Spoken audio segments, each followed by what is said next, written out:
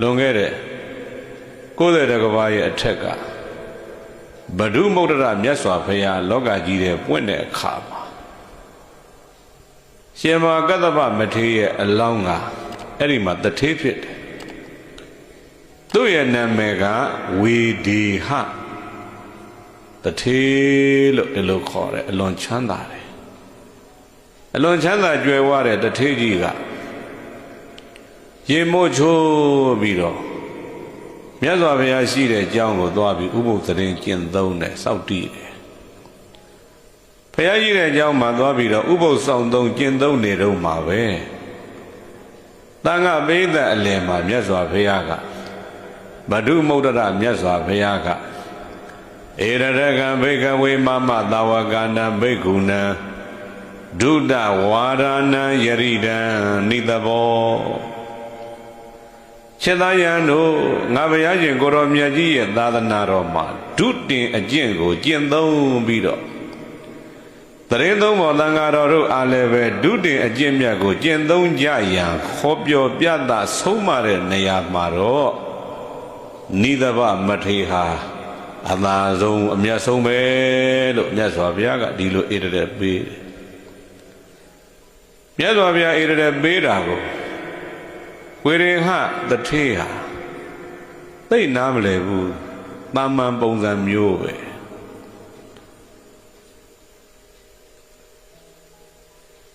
ဣတရက်အနေနဲ့ဘွယ်ခန္ဓာကြီးပြီးသွားတော့အဲ့ဒီမှာဝေရင်ဟပုံနာကမြတ်စွာဘုရားနဲ့တန်ဃာတွေမနေ့ပြန်ဘုရားတပည့်တော်အိမ်ကိုစွန့်ဖုံးပေးကြွတော်မူပါလို့ဒီလိုလျှောက်တော့မြတ်စွာဘုရားကအေးငါရောက်မှတန်ဃာတွေများတယ်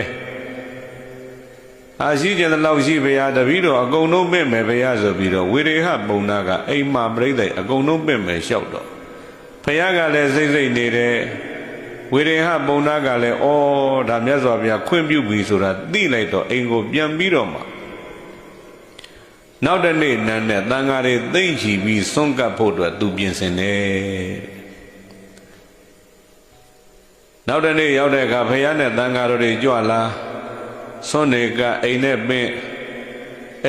ပြီးတော့လဲစွန့်ကတန်ဃာကုံစွန့်ကပ်ပြီးတော့ကြည်နူးပြီးတော့နေတဲ့အချိန်မှာအိမ်ရှိမှာမထေရတစ်ပါးစွန့်လာရက်တယ်စွန့်ရက်တဲ့မထေရဟာပြိဿမနေ့ကဒုဒဝါဒဧရရက်ရတဲ့နိသဗမထေရသူမြတ်ဖြစ်ရှင်ဘုရားသပိတ်ပေးတော်မူပါဗျာစွန့်ပါဗျာဆိုတော့သပိတ်လေးနိသဗမထေရကစွန့်လိုက်တော့အဲ့ဒီသပိတ်ကိုအိမ်ထဲယူပြီးတော့ပြိဿဝေရင်ဟတထေးကြီးကကောင်းတို့ရာတွေကိုသပိတ်ထဲလောင်းထည့်ပြီးတော့ပြိဿအဲ့ဒီမှာနိသဗမထေရပြန်ကပ်ပြီးတော့လျှောက်တယ်အရှင်ဘုရားအိမ်နဲ့ကြွရောက်ပြီးသတင်းသုံးတော်မူပါအောင်ဘုရားမြတ်စွာဘုရားလည်းအိမ်ထဲမှာရောက်နေပါတယ်ဘုရားတန်ဃာတော်များလည်းအိမ်ထဲမှာသတင်းသုံးနေကြပါတယ်ဘုရားအရှင်ဘုရားလည်းပဲအိမ်နဲ့ကြွရောက်ပြီးတော့သတင်းသုံးတော်မူပါအောင်ဘုရားလို့တထေးကြီးကနိသဗမထေရကိုလျှောက်တယ်လျှောက်တော့နိသဗမထေရကတကားကြီးတဲ့အိမ်နဲ့ဝင်ဖို့ရန်အစလိမ့်မည်မဟုတ်ဘူးကွယ်တဲ့ဒီလိုပြောပြင်းနေပြိဿနိသဗမထေရအိမ်နဲ့မကြွဘလို့မှပြင့်လို့မရတော့အဲ့ဒီမှာတထေးကြီးအိမ်နဲ့ပြန်သွားပြီးမြတ်စွာဘုရားလျှောက်တယ်မြတ်စွာဘုရားတပည့်တော်တန်ဃာကုံအိမ်ထဲကိုပြင့်တယ်ဖယားနဲ့တန်ဃာတော်တွေလည်းအိမ်ထဲမှာကြွရောက်သတင်းသုံးမေးပါတယ်လို့လည်းလျှောက်တယ်မနေ့ကဧရရက်ရတဲ့နိသဗမထေရကတပည့်တော်အိမ်ထဲပြင့်တာ तू မကြွဘူးဘုရား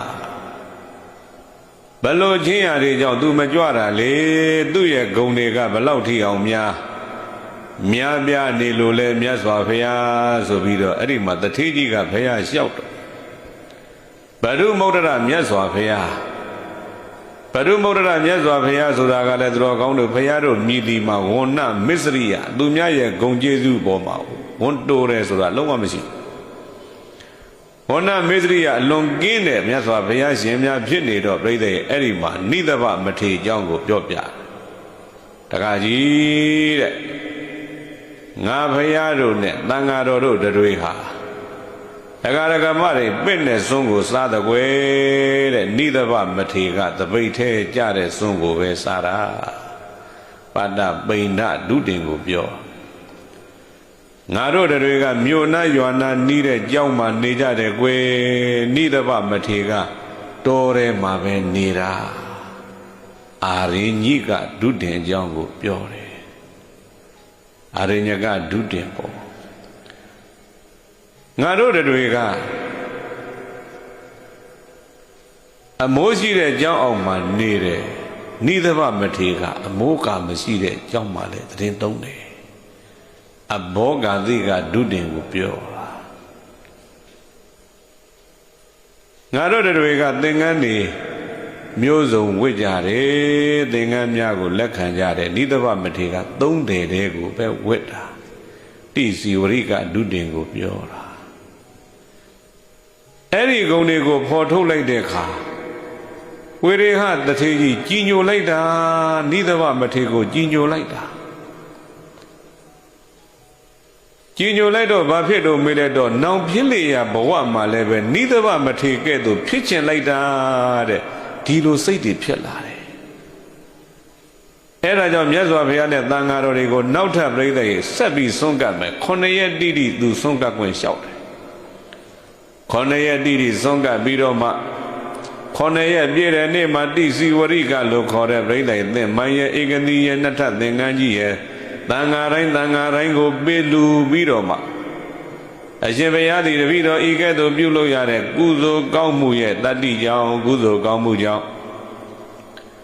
နိသဗမထေကဲ့သို့ဘုရားတပည့်တော်သည်ဒုတဝါဒဧရတဲ့ရပါရစေဘုရားဒုတိယအကျင့်ကိုကျင့်သုံးတဲ့နေရာမှာအသာဆုံးအမြတ်ဆုံးဧရတဲ့ပိုင်ရှင်ဖြစ်ပါရစေလို့ဒီလိုသူဆုတောင်းတယ်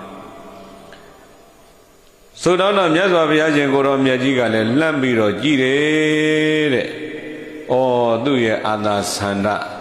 အလွန်ပြင်းပြပြီးတော့ပြုမဲ့ကောင်းမှုတွေရဲ့အရှိန်နဲ့ပြုလုပ်စေပြုလုပ်လက်တကောင်းမှုတွေကိုကြည်ပြီးတော့မှသူ့ရဲ့အလိုဆန္ဒပြည့်လိမ့်မယ်သူ့ရဲ့ဆုတောင်းပြည့်လိမ့်မယ်ဆိုတာသိတယ်။အဲကြောင့်မြတ်စွာဘုရားကပြိဿအေးနောင်90တကဘာထက်မှာပွင့်တဲ့ဂေါရမမြတ်စွာဘုရားလက်ထက်မှာမဟာကတ္တဗဆိုတဲ့အမည်နဲ့တတ္တိယဧကသာဝကဖြစ်ပြီးတော့မှဒုတင်အရာမှာဧရတဲ့ရလိမ့်မယ်လို့မြတ်စွာဘုရားကဤကဲ့သို့ပြရိပ်ပေးပြောလိုက်တာဝေဒေဟတထေကြီးပြောလိုက်တာဟာနောင်ကဘုရားဖြစ်ပွင့်မဲ့ဘုရားလက်ထက်မှာဒီနိသဗမထေလိုဧရတဲ့ငါရမှာလေပြောလိုက်တာပြိဿကဘာတသိန်းကြာတာလေးကိုပြိဿကဘာတသိန်းကြီးပြုတ်ရမှာကိုပြကြာမယ်မထင်ဘူးတဲ့ခဏလေးလို့ထင်ပြီးတော့ကိုသိထဲမှာပြိဿပြုတ်မယ်ဆိုတဲ့စိတ်ဆန္ဒတွေကပြင်းပြတယ်အဲကြောင့်အဲ့ဒီဘဝကနေစပြီးကောင်းမှုတွေပြုတ်လိုက်တာဒါနသီလဘာဝနာကောင်းမှုတွေပြုတ်ဧကသာတကပုံနာအဝတ်လေးတစ်ထည်ရှိတယ်လဲတစ်ထည်လေးလှူခဲ့တဲ့ဘဝလေးလဲသူပြင်းလဲခဲ့ရတယ်ဘယ်လိုဘဝပဲရောက်ရောက်ပြိဿဒီအာသာဆန္ဒမစွတ်လို့ဘူးတဲ့ပြိဿနောင်ဖြစ်လေရာဘဝမှာနောက်ဆုံးဘဝမှာငါသည်ဒုဒ္ဒဝါဒဧရတဲ့ရရမယ်ဆိုတဲ့စိတ်ဓာတ်နဲ့ပြင်းပြင်းထန်ထန်ကောင်းမှုတွေပြုလုပ်လာလိုက်တာသူ့ရဲ့ဇနီးနဲ့သူနဲ့တွဲတဲ့ပဲကောင်းမှုတွေပြိဿအတူတူတွဲပြီးတော့ပြုလာကြတယ်လူဖြစ်လိုက်နတ်ဖြစ်လိုက်မြမဖြစ်လိုက်နောက်ဆုံးဘဝမှာတော့ပြိဿနန္ဒမင်းကြီးရဲ့ဘဝကောင်းမှုတွေပြုဘာဝနာတွေပွားပြီးမြမပြည်သူရောက်တယ်မြမပြည်ရောက်ပြီးတော့ဥဒ္ဒနကတ္တပမြတ်ဂေါရမမြတ်စွာဘုရားလက်ထက်ရောက်တဲ့အခါမြမပြည်ကနေဆင်းပြီးတော့လူပြည်မကရာတိုင်းမဟာတိဋ္ဌရွာမှာပိပလိလူလင်ဆိုတာသူလာဖြစ်တယ်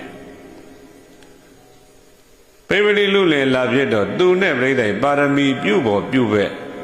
ဒါနသီလဘာဝနာကောင်းမှုပြုဖို့ပြုပဲအမျိုးသမီးကဗဒ္ဒကာပိလာနီ သူကပြိဿယမတ္တတိုင်သာဂရမြို့မှာသွားပြီးတော့သူကလူဖြစ်တယ်မဟာဒိဋ္ဌာကအယံချမ်းသာတယ်အယံချမ်းသာတဲ့မြို့မှာတထေးမြို့မှာသွားပြီးတော့လူဖြစ်အသက်20ရောက်တဲ့အခါကျတော့သူ့အမေကပြောတယ်ငါသားအိမ်အောင်ပြုတော့အိမ်အောင်ပြုတော့လို့အမေကပြိဿတောင်းဆိုတော့အမေအိမ်အောင်မပြုပါရစေနဲ့ဟဲ့ငါသား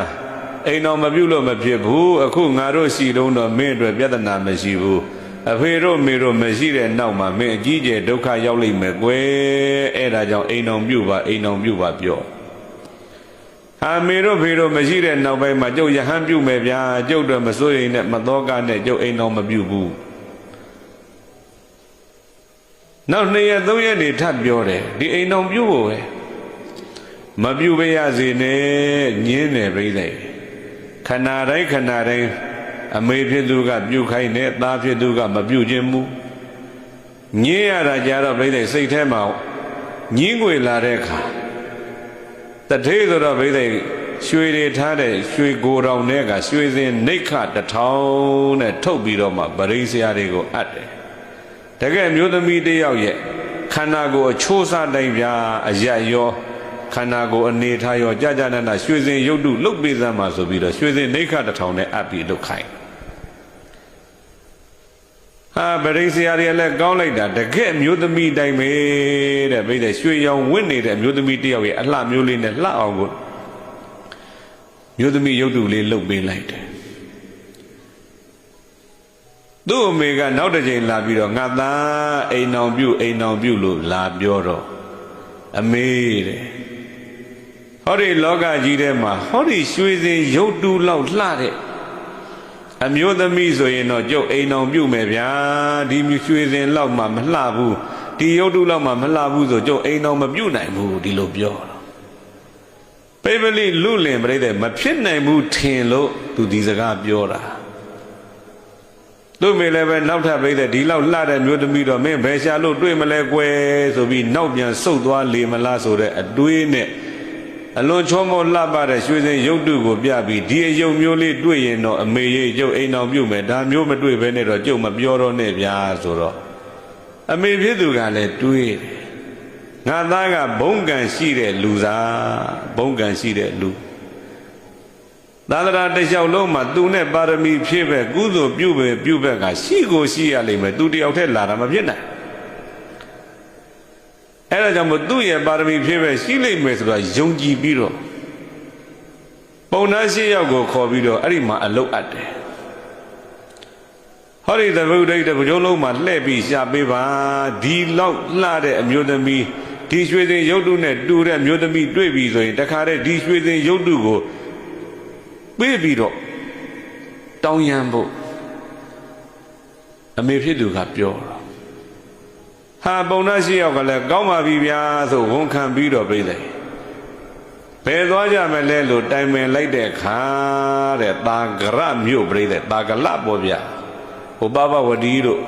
တာဂလကုံတိုင်းပြည်ကြီးကပပဝတီရဲ့ဆိုတာခုနှစ်ဆောင်တိုင်ခန့်မိမထွန်းတဲ့လင်းနဲ့ပပဝတီတို့ရဲ့မြို့ပေါ့မိမချောမိမလှတွေအလွန်ထွက်တဲ့မြို့ဟာအဲ့ဒီမြို့ပုံနာရှိယောက်ကလည်းကဲအဲ့ဒီပဲသွားကြမယ်ဆိုပြီးတော့တာဂလမြို့ကိုသွားကြတာဂလမြို့ကိုသွားကြတဲ့အခါ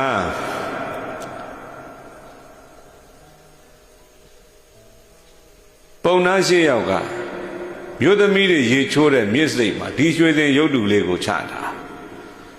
သူတို့ကတနေရာကနေချောင်းပြီးတော့မှအကဲခတ်တယ်အဲ့ဒီသာဂလမြို့တွေကတထေးသမီးရေချိုးပေးပြီးတော့အထိန်တော်တွေကအိမ်ပြန်ဖို့အိမ်မှာပြိတဲ့တနခါတွေဘာတွေလိမ့်ဝက်ကောင်းစားလှလေးတွေဝက်ပေးပြီးတော့မှအဲ့ဒီမှာပြိတဲ့တထေးသမီးရဲ့အချမ်းရံမြို့သမီးလေးတွေကလာပြီးတော့ရေချိုးစိတ်ပြန်ပြီးရေချိုးကြတဲ့အခါရွှေစင်ရုပ်တုလေးမြင်လိုက်တော့သူတို့တထေးသမီးလေးဒီပြန်ရောက်နေတယ်ထင်လို့သွားစကားပြောတယ်ဟုတ်တော့စောစောကမှတို့ကတနခါလိမ့်ဝက်ကောင်းစားလှလေးဝက်ပြီးအိမ်ထားခဲ့ညီရဘယ်လိုလို့ငါတို့ရှေ့ကနေဒီကိုရောက်လာတာလေတယောက်တည်းမသွားနဲ့ပြန်ငါတို့ပြန်လိုက်ပို့ပေးမယ်ဟ ဟိုလက်မကြည့်ဘူးဘာမှမပြောဘူးဟဲ့ပြန်မလို့ပြောနေတာကြောလေးကိုသာသာလေးလက်ကလေးနဲ့သွားပြီးတော့ပြိဿချော့မော်ပြီးပို့လိုက်တော့မှအဲ့ဒီမှာလူမဟုတ်ဘူးအယုတ်ကြီးဖြစ်နေမှသိဟာအဲ့ဒီမှာထိန်းတော်ကရှက်ပြီးတော့အမလေးငါတို့တထေးသမီးလေးမှတ်တယ်ဘယ်ဟုတ်တော့တဲ့ဒီအယုတ်ကမဲ့ငါတို့တထေးလေးသမီးနဲ့ရှင်လိုက်တဲ့အခါတို့တထေးသမီးကဒီအယုတ်တဲ့အစာပေါင်းများစွာတာတယ်ဒီလိုဖြစ်တာအဲ့ဒီမှာပြိဿရဲ့ပုံနာတွေကထွက်လာပြီးတော့ခမည်းတော်ရဲ့တထေးသမီးဒီတဲ့အသာအောင်လှတာဟုတ်ရဲ့လားဟုတ်တယ်ဒါဆိုလိုက်ပြသမ်းမှာဆိုရွှေစင်ရုပ်တုယူပြီးလိုက်သွားလို့တော့တကယ်ကိုပြိဿဒီရွှေစင်ရုပ်တဲ့ကိုသာအောင်လှနေတာတဲ့ဗဒ္ဒကာပိလာနီကအဲ့ဒါနဲ့အကျိုးကြောင့်ပြောပြပြီးပြိဿမဟာဒိဋ္ဌရွာကပိပလိလူလင်ရဲ့အကြောင်းတွေပြောပြပိပလိလူလင်ရဲ့အမျိုးသားတွေပြိဿဆွေမျိုးတွေအကြောင်းဇတ်တွေအကြောင်းဇာတိတွေအကြောင်းပြိဿဒဏအင်အားတွေအားလုံးပြောပြပြီးတော့ဒီကလေးမလေးကိုတောင်းရမ်းတယ်ဟိုကလည်းသဘောတူလိုက်ကြသဘောတူလိုက်ကြတော့ပုံနာရှေ့ရောက်ပြိဿဟာဝန္တာအာရနဲ့ရွှေစင်ရုပ်တုပေးပြီးတော့ဟိုမှလည်းပဲတွေ့ပြီဆိုတဲ့အကြောင်းလှမ်းပြောလိုက်တဲ့အခါပြိဿပိပလိလူလင်ကလည်းအော်ငါမဖြစ်နိုင်ဘူးထင်လို့ပြောလိုက်တာအခုတော့တွေ့ပြီတဲ့ဒုက္ခပဲတန်ဝေကလေးဖြစ်နောက်တက်ကပြိဿတထေးသမီးလေးဖြစ်တဲ့ဗဒ္ဒကာပိလာနီကလည်းပဲငါကကြီးရင်ရဟန်းဝင့်မလို့ငါဘဝကိုငါဆုံးဖြတ်ထားခုငါမိဘနှစ်ပါးကငါ့ကိုအိမ်အောင်ချပေးတော့မှာတဲ့ဘယ်သူနဲ့ချပေးမှာလဲဆိုတော့သိအောင်စုံစမ်းပြီးတော့ပြိဿပိပလိလူလင်မှန်းလဲသိလိုက်တဲ့အခါအဲ့ဒီမှာစာရေးပိပလိလူလင်သင်တဲ့မျိုးရိုးဇတ်စီစဉ်ဥစ္စာဒဏအင်အားစသည်များဖြင့်တူညီတဲ့အမျိုးသမီးတယောက်ယောက်ကိုရှာဖွေပြီးတော့ကအိမ်အောင်ပြုပါကျမကနောက်တစ်ချိန်ယဟန်ပြုဖို့စီစဉ်ရှိနေလို့သင်ကိုနောက်တစ်ချိန်မှပူဆွေးတော့ကရောက်ရတဲ့ဘဝမျိုးမဖြစ်စေခြင်းလို့ဒီစာရေးတယ်ပေါ့အဲ့ဒီစာမျိုးပြိဿပိပလိလူလင်ကလည်းပဲဒီစာမျိုးရေးပြီးတော့အဲ့ဒါမှတမန်နေနဲ့လှမ်းပြီးတော့ပို့ခိုင်းပိပလိလူလင်ရေးတဲ့စာကလည်းပြိဿအဲ့ဒီမျိုးသမီးရေးတဲ့စာနဲ့တူတူပဲဟိုကတော့ရင်ရေးထားသေးတယ်ဟေးဗဒ္ဒကာမိလာနီညီးနဲ့အဲ့ဒါအသက်ရွယ်မျိုးဇတ်ဒဏအင်အားတူညီကြတဲ့ပုဂ္ဂိုလ်များတွေ့ရင်သူနဲ့သာလက်ထပ်လိုက်ပါကွယ်ငါကလည်းပဲနောက်တစ်ချိန်ယဟန်ပြုမဲ့ပုဂ္ဂိုလ်ဖြစ်တဲ့အတွက်ဒါကြောင့်တင့်ကိုလေးကြီးစွာဒုက္ခမရောက်စေခြင်းလို့ဒီစာလေးရေးတာပါပိပလိလူလင်ကလည်းစာနဲ့ပြိဿပို့ခိုင်းဗဒ္ဒကာပိကလိကလည်းပဲဒီတိုင်းပဲပြိဿပို့ခိုင်းနေတဲ့စာပို့တဲ့လူအချင်းချင်းဗျာအဲ့ဒါလမ်းမှာသွားတွေ့တာဘယ်သွားမလို့တော့တာကလမြို့ဗဒ္ဒကာပိလာနီအိမ်သွားမယ်ခမည်းတော်ရောဘယ်သွားမယ်ကျွတ်တို့ကလည်းပဲမကရာတိုင်းမဟာဒိဋ္ဌရွာကပိပလိလူလင်အိမ်သွားမလို့ဟာကျွတ်တို့အဲ့ဒီကလာတာခမည်းတော်ဘာကိစ္စစာသွားပို့ခမည်းတော်ရောဘာကိစ္စကျွတ်တို့လည်းစာလာပို့တာအော်အဲ့ဒီမှာတိုက်ဆိုင်စာနှစ်ခုကပြိတယ်သွားပို့တဲ့လူတွေလမ်းမှာသွားဆုံတာတူညီနေကြဟာဒါဆိုရင်ဗျာခမည်းတော်စာကျွတ်တို့ယူကျွတ်တို့စာခမည်းတော်ယူဒါဆိုဆင်းပြေတာပဲအေးဆင်းတော့ပြေတယ်ဗျာဒါပေမဲ့လို့ဖောက်ဖတ်ရအောင်ဆိုပြီးတော့အဲ့စာပို့တဲ့လူတွေကလမ်းနေစာတွေဖောက်ဖတ်လိုက်တာအံ့ဩစရာကောင်းလိုက်တာစာနှစ်ခုသလုံးကတူးနေတယ်တူညီနေတာတူညီနေတဲ့စာတွေကိုတွေ့လိုက်ရတဲ့အခါဟာအဲ့မှာတမန်တွေနှစ်ယောက်စလုံးနှစ်ဖွဲ့စလုံးကအံ့ဩကမှန်းဖြစ်ပြီးတော့အော်ဒီလောက်သိစဉ်ဥစ္စာယရနာတွေနဲ့ပြည့်စုံတယ်မျိုးရိုးကလည်းမြင့်မြတ်တယ်ဇက်ကလည်းမြင့်မြတ်တယ်ရုပ်ကလည်းချောကြတဲ့ဒီနှစ်ယောက်ကဒီလိုလှုပ်တာမသိတော့ဘူးဆိုပြီးတော့အဲ့ဒီသူတို့ရေးတဲ့စာတွေစုပ်ဖြဲပြီးတော့မှသဘောတူတဲ့ပုံစံမျိုးနဲ့စာအသစ်တွေပြန်ရေးပြီးတော့ဟိုတစ်ဖွဲ့လည်းယူသွားဒီတစ်ဖွဲ့လည်းယူသွားပြီးတော့ဗျာအဲ့ဒါကြားကနေပြီးတော့ဒီတမန်တွေကနေလှုပ်လိုက်တာနဲ့ဘာဖြစ်တော့မေးလိုက်တော့ပိပလိနဲ့ဗဒ္ဒကာမိလာနီတို့ဟာအလိုဆန္ဒမရှိကြပါပဲနဲ့ဘာဖြစ်သွားကြတော့မေးသနီးမောင်နှံဖြစ်ရောက်သွားကြတယ် တဏိမောင်နှံဖြစ်သွားကြတဲ့ဒီပိပလိနဲ့ဗတ္တကာပိလာနေသူတော်ကောင်းတွေတည်ပြီးသားအိတ်တဲ့ခါမှာတော့အလဲကပန်းကုန်းချပြီးတော့အိတ်ကြနေ့တွေလတွေကြာလာတဲ့အခါအလွန်ချမ်းသာတဲ့ပိပလိဆယ်ကြီးပေါင်းတော့ပြည့်တဲ့60ရှိတယ်တဲ့အလုသမားပေါင်းက14ရွာရှိတယ်အဲ့ဒီမှာတောင်သူလုပ်ငန်းတွေလုပ်တယ်ကိုယ့်လေကိုယ့်ရဲ့ဆယ်ကနေကိုယ့်အကိုရေသွင်းနိုင်တယ်ဆိုကြတဲ့ဘလောက်ချမ်းသာတယ်လဲစဉ်းစားကြည့်ပေါ့တရက်တော့ပြိဿအဲ့မှာသူ့ရဲ့လုပ်သားတွေထွန်ရက်တဲ့နေရာသွားလိုက်တယ်သွားလိုက်တော့ဘာတွေ့တော့မလဲတော့ထွန်လို့ရက်လို့ပေါ်လာတဲ့ပရစ်တွေတီကောင်တွေဟာမြေကြီးတွေကထွက်လာတဲ့အကောင်လေးတွေကိုငှက်တွေကထိုးပြီးတော့စားကြတာငှက်တွေထိုးပြီးတော့စားတာကိုပိပလိကမြင်တော့ဟေးကောင်တွေလာကြသူ့လူတွေပြောတယ်အဲ့ဒါဘာတွေစားပိုးကောင်တွေစားဘယ်ထဲကထွက်တဲ့ပိုးကောင်ဒီမြေကြီးတွေကထွက်တဲ့ပရက်တို့တီကောင်တို့စားကြတယ်ဒါဆိုဒီအာကုဆိုဘယ်သူဖြစ်မလဲလို့မေးလိုက်တော့တထေးရဲ့မြေထဲကထွက်တဲ့ဟာစားတော့ဒီအာကုဆိုကတထေးပဲဖြစ်မှာပေါ့ဟာဒါဆိုရင်ငါချမ်းသာတယ်12ယူသနာလောက်ကျဲတဲ့ဒီမြေတွေ60လောက်ရှိတဲ့ပြိဿကြီး10တွေနဲ့ရေသွင်းနေရတဲ့ဒီမြေတွေ14ရွာလောက်ရှိတဲ့အလုသမားတွေဒီလောက်ချမ်းသာတဲ့ငါစည်းစိမ်တွေကဒါဆိုရင်ငါကိုအပေတကားဆွဲချကြတော့မှာပါလားမဖြစ်ဘူးငါပိုင်တဲ့ပစ္စည်းတွေဗတ္တကာပိလာနိပေးပြီးငါယဟန်ပြုမှဖြစ်မယ်အဲ့ဒီမှာပြိဿကြီးတန်ဝေကကြီးကျယ်ရပြီးတော့အင်းကိုပြန်လာတာအိမ်မှာရှိနေတဲ့ဗတ္တကာပိလာနိကလည်းဗျာအိမ်မှာလှုပ်တဲ့ကလေးမတွေကိုတောင်ထဲကနေပြီးတော့ပဲတွေနှမ်းတွေထုတ်ပြီးတော့နေဘူးလန်းတဲ့နေရာသွားကြည့်လိုက်တဲ့အခါငှက်တွေကအဲ့ဒီနှမ်းနေတဲ့လုံးနေတဲ့ပိုးလေးတွေကိုစားကြတာပဲတွေကထွက်လာတဲ့ပိုးတွေကိုစားကြတယ်အဲ့ဒီမှာမေးတယ်ဟဲ့ဒီငှက်တွေကဘာတွေစားတယ်ပိုးကောင်တွေစားတယ်အဲ့ဒီအကုသိုလ်ကံဘယ်သူခံရမှာလဲရှင်မတို့ရဲ့ပစ္စည်းတွေပဲရှင်မတို့ပစ္စည်းတွေကထွက်တဲ့ပိုးကိုစားတော့ရှင်မတို့ပဲဒီအကုသိုလ်ကံခံရမှာပေါ့ဒီလိုပြောဟဲ့ဒါဆိုရင်တော့ငါခန္ဓာကိုယ်လေးဝစ်ဖို့က4000လောက်ဆိုလုံလောက်တယ်တနေ့စားဖို့ကနိုးစီဘူးတစ်လုံးနှလုံးလောက်ဆိုငါလုံလောက်တယ်ဒီလောက်များပြားတဲ့စည်းစိမ်ဥစ္စာတွေကငါ့ကိုအပေတကဆွဲချတော့မဲ့ပုံစံမျိုးပဲလို့သူလည်းပဲဒီလိုမြင်တာအဲ့တော့ငါပိုင်တဲ့ပစ္စည်းတွေအကုန်လုံးကိုပိပလိပြန်လာရင်တော့သူ့ကိုအနှင့်ပြီးငါလည်းပဲဘိက္ခုနီမဝတ်တော်မယ်လို့ဒီလိုဖြစ်တာတဲ့အိမ်ပြန်ရောက်တဲ့အခါပိပလိကနေပြိဿကြီးသူ့ကိုအနှင်းမယ်ပြောတော့ဟိုကလည်းသူ့ကိုပြန်အနှင်းတော့မယ်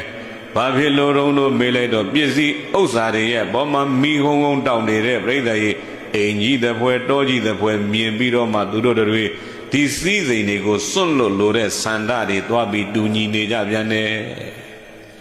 တဝေကဖြစ်ပုံချင်းလက်တူတဲ့စွန့်လွတ်ခြင်းစိတ်ဖြစ်ပုံချင်းလက်တူကြအဲ့ဒါနဲ့နှစ်ဦးသဘောတူပြိတဲ့သူကောင်းကိုရိပ်ကိုကောင်းကိုသူရိပ်ပေးပြီးတော့ပြိတဲ့သူတော်ကောင်းဝိစုံတွေဝေပြီးတော့မှပြိတဲ့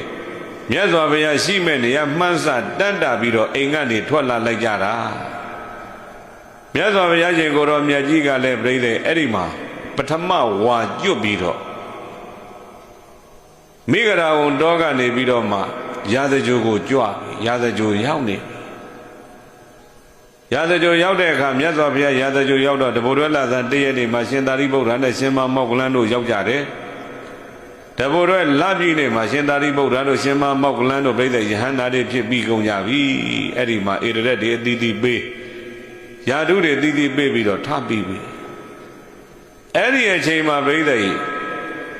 ပိပလိလွတ်လင်တဲ့ဗတ္တကာပိလာနီကလည်းပဲအကုန်လုံးကိုစွန့်ပြီးတော့မှဘုရားကိုအာယုံပြုပြီးသူတို့တွေထွက်လာကြတယ်ဒါပေမဲ့ဘုရားကိုသူတို့မမြင်ဘူးသေးဘူးထွက်ပြီးတော့လာရင်နဲ့ပြိဿကြီးသူ့ရဲ့14ရွာကသူတို့ရဲ့လုပ်ငန်းလုပ်နေတဲ့လူတွေတယောက်မှမသိကြဘူးနောက်တော့အရှင်တို့တဲ့ရှင်သခင်ရဲ့ခြေတွေလက်တွေနဲ့တူတယ်အသံတွေနဲ့တူတယ်သေးသေးချာချာကြည့်တော့မှဟုတ်တယ်သူတို့ရဲ့အရှင်ဖြစ်နေတော့အိုးခြေတော့ဖက်ပြီးငိုကြတာလေအေးမငိုကြနဲ့မင်းတို့တွေအလုတ်ကြိုးစားပြီးတော့ဘလောက်ကြိုးစားတရားအတွင်းမှာ ကျွန်အဖြစ်ကလွတ်ဖို့ဆိုတာခဲရင်နဲ့ကွယ်အခုအဲ့ဒါကြောင့်မို့ငါတို့တွေ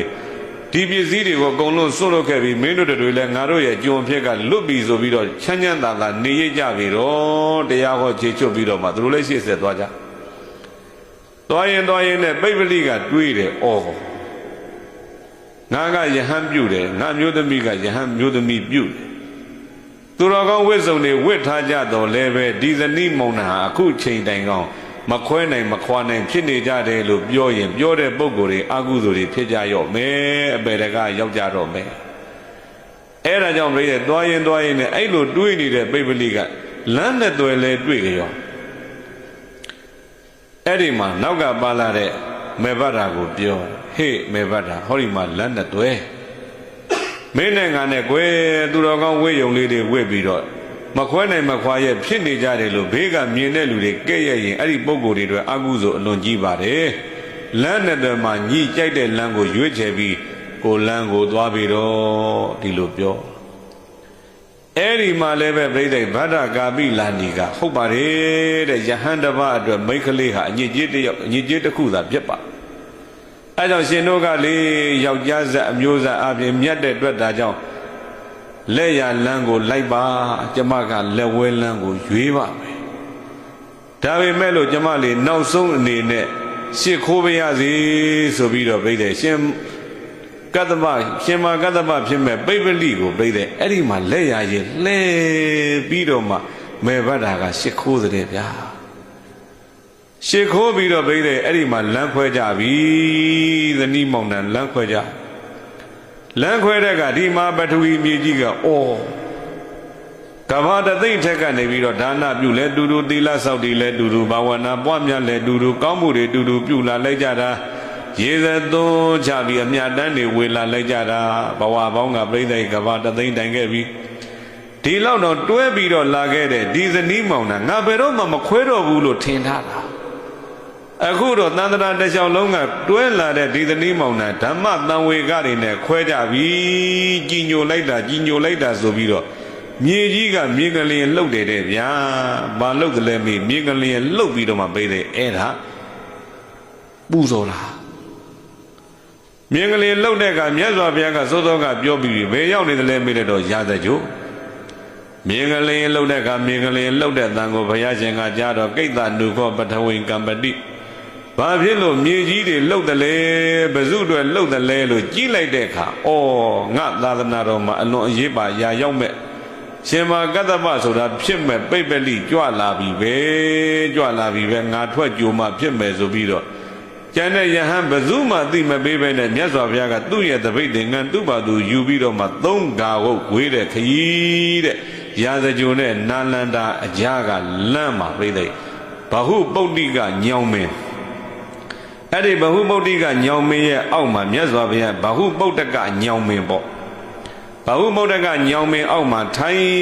ပြီးတော့ပြိသိရှင်မာကတ္တပလာမယ်လမ်းကိုစောင့်နေတယ်စောင့်လိုက်တဲ့အခါတာမန်ယဟန်ပုံစံမျိုးလေးနဲ့မဟုတ်ဘဲနဲ့ဘလို့ကြွလာသလဲလို့မေးလိုက်တော့ဘလို့သတင်းသုံးနေသလဲမေးလိုက်တော့တာမန်ပုံစံမဟုတ်ဘူးတဲ့ပြိဿလက္ခဏာတော်32ပါးလက္ခဏာတော်ငယ်80ဟာဒါတွေနဲ့တင့်တယ်ရောင်ကြီးတော်6တွေတွေကိုမြူပြီးတော့ညောင်မင်းအောက်မှာဒီလိုမြတ်စွာဘုရားသတင်းသုံးတယ်ခန္ဓာကိုယ်ကရောင်နေထွက်နေတယ်ညောင်မင်းဆိုတာအရွက်ကအစိမ့်ဖင်ခန္ဓာကိုယ်လုံးကြီးကဖြူအဲ့ဒါကိုပြိဿဖယားရဲ့ရောင်ကြီးတော်တွေနဲ့ညောင်ရွက်တွေညောင်မင်းခန္ဓာကိုယ်တွေကိုဟာအလှချဲသလိုဖြစ်နေတော့ဖယားကလည်းတင့်တယ်ညောင်မင်းကြီးကလည်းလှအဲ့ဒီမှာပြိဿရေပိပ္ပလိယဟန်တော်အဝေးကနေလှမ်းကြည့်ပြီးတော့ဟာ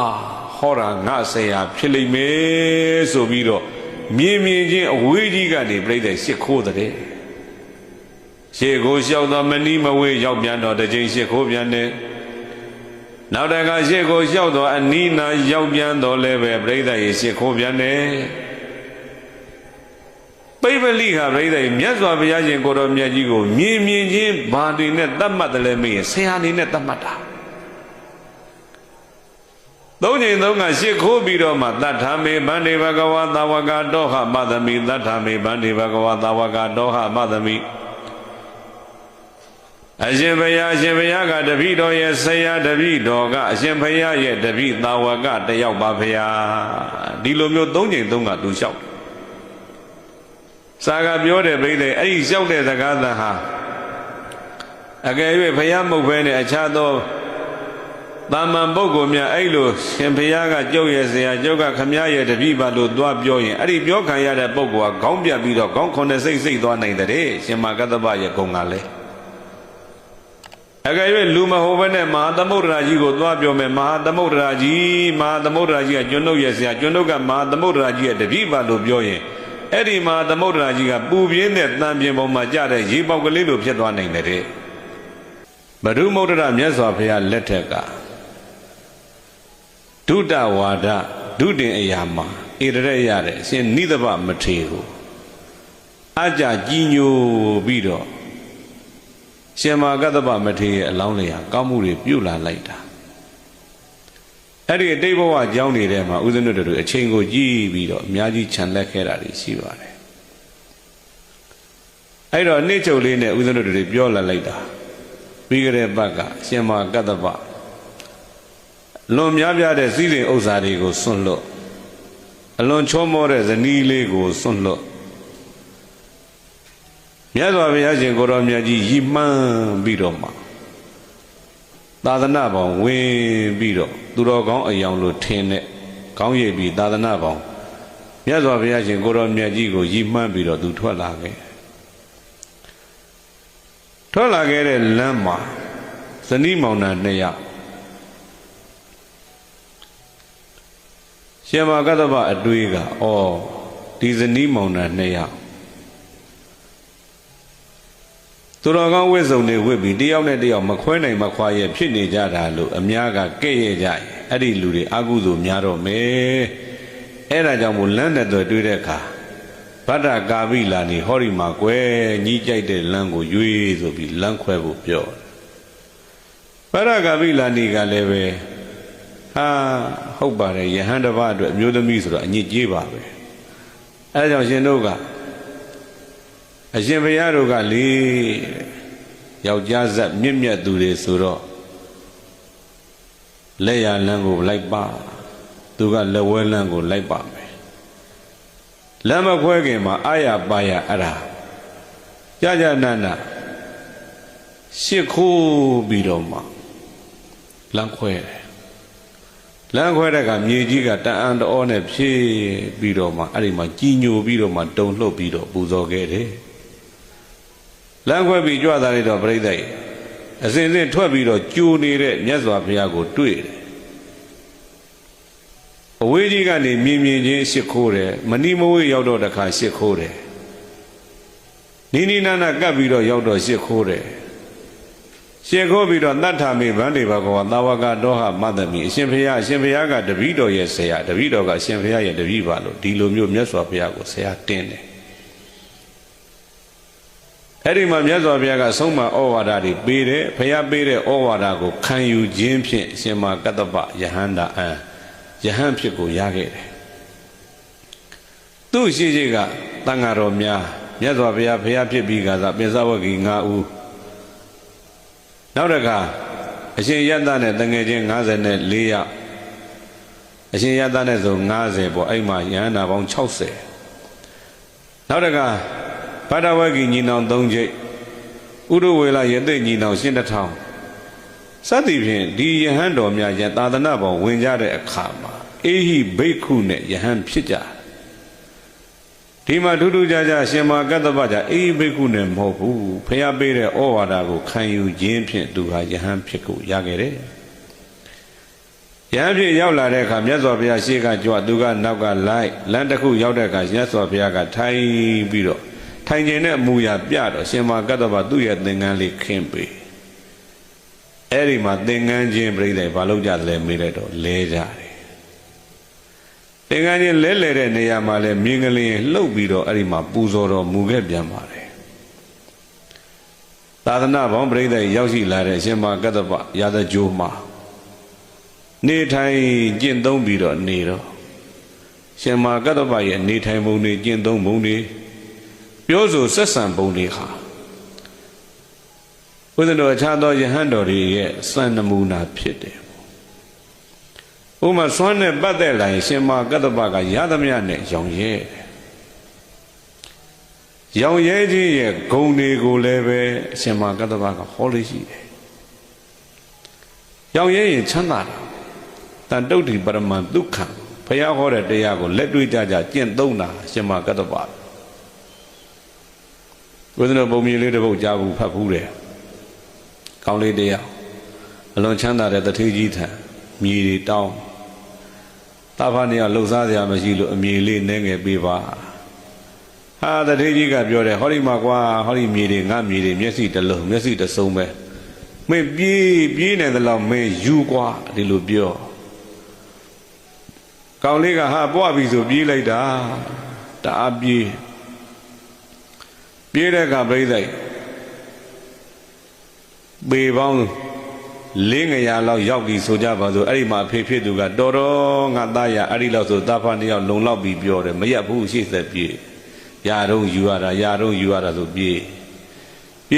နဲ့နောက်ဆုံးဘာဖြစ်တော့မေးလိုက်တော့အမောဆိုပြီးတော့သူသေးရှာတယ်နောက်ဆုံးတော့အဲ့ဒီကလေးဘလောက်ပဲရသွားတယ်လဲမေးလိုက်တော့ပြိဿ6ပေပဲရသွားတယ်ပြောချင်တာကပြိဿရောင်ရဲမှုမရှိရင်ဆင်းရဲတယ်ဒုက္ခရောက်တယ်ဒါပြောချင်တာအဲကြောင့်ရှင်မကတ္တဗကိုရောမြတ်ကြီးကစွမ်းနဲ့ပတ်သက်လာရင်ရသမျှနဲ့ရောင်ရဲတယ်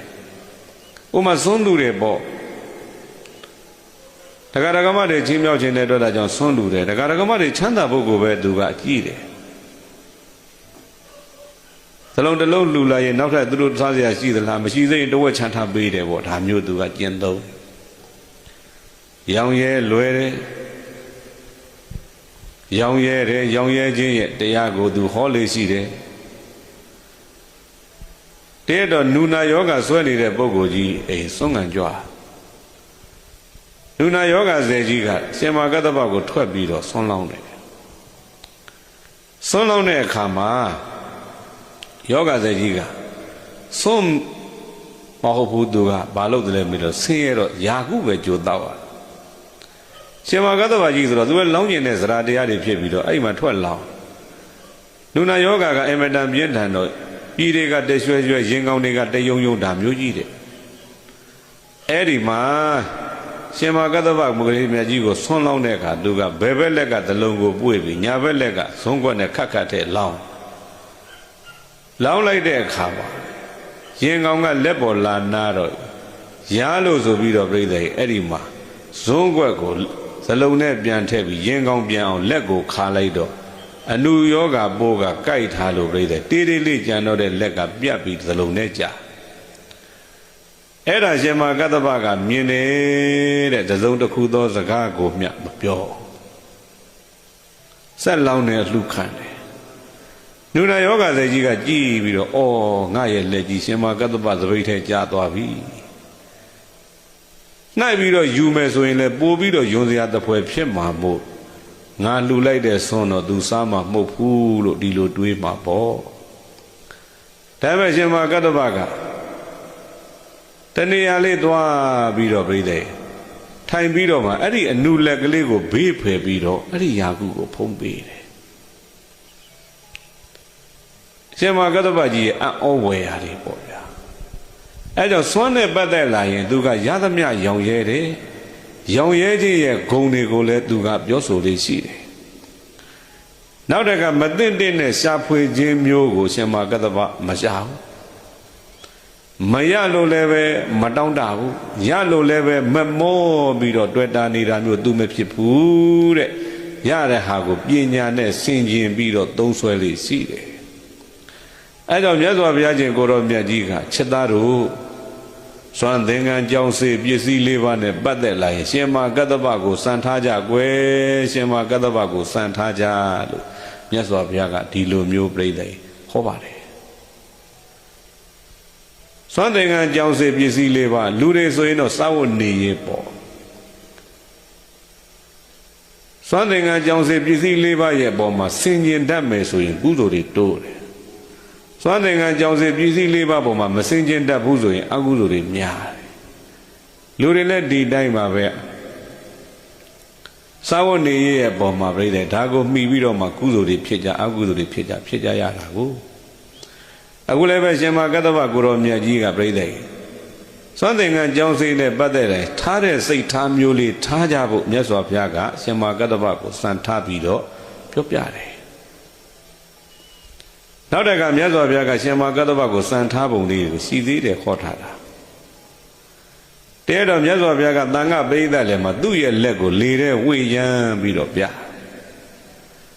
ခြေသားယံတို့တဲ့ငါလက်ကိုကြည့်ကြကွယ်ငါရဲ့လက်မှာတစုံတစ်ခုကန့်ညိနေတာမင်းတို့တို့မြင်ကြလား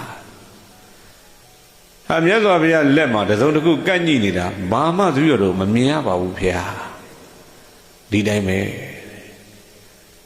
ရှင်မကတ္တဗကြီးကမြို့ထဲရွာထဲဆွန့်ခံကြွတဲ့အခါတရားဓမ္မတွေနဲ့ဆက်ဆံတဲ့အခါဘယ်တရားဓမ္မကိုမှညှိကပ်တွေ့တာတယ်ဆိုတာမရှိဘူးရေတွင်းပြက်တွေရှိများတဲ့နေရာ6ကဘာတွေနာသွားတဲ့အခါမျိုးမှာလူဟာ6ကဘာတဲ့မကြအောင်တတိနဲ့သွားရစလို့ပဲရှင်မကတ္တဗကြီးကလည်းတရားဓမ္မတွေနဲ့ဆက်ဆံတဲ့အခါအဲ့ဒီတတိလေးနဲ့သူဆက်ဆံတယ်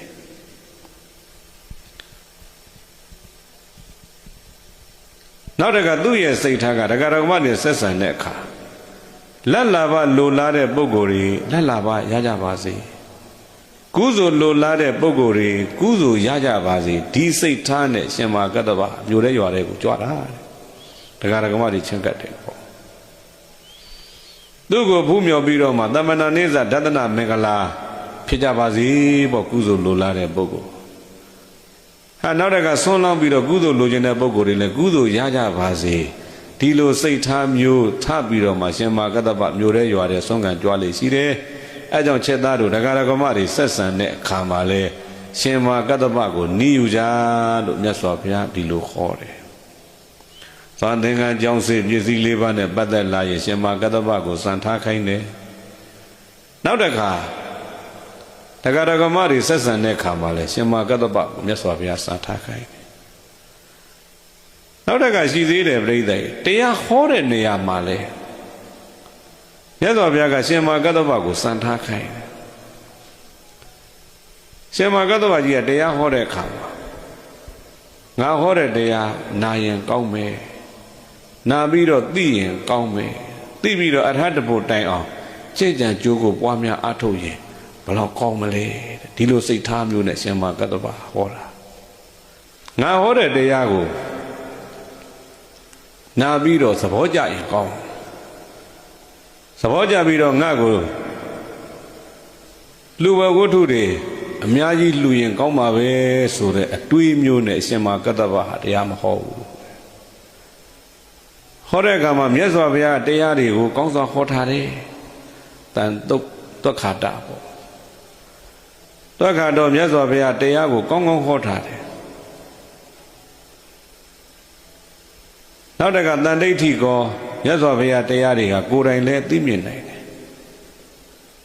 နောက်တကအဂါလိကောအခါမလင်လည်းပဲကျိုးပေးနိုင်တယ်